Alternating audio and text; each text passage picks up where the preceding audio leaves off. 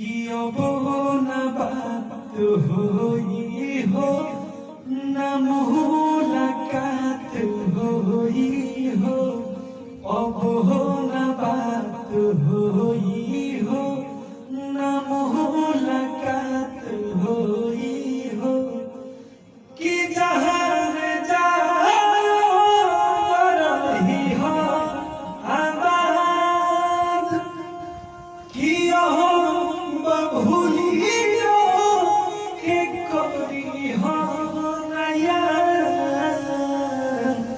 कि अब न बात होई हो न मुलाकात होई हो, अब न बात होई हो न मुलाकात होई हो।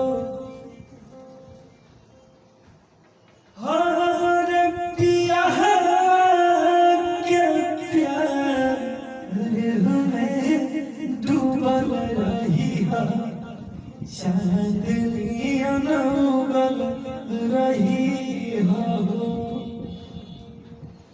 हर पिया के प्यार में डूबल रही है, चांदनी अनउगल रही हो,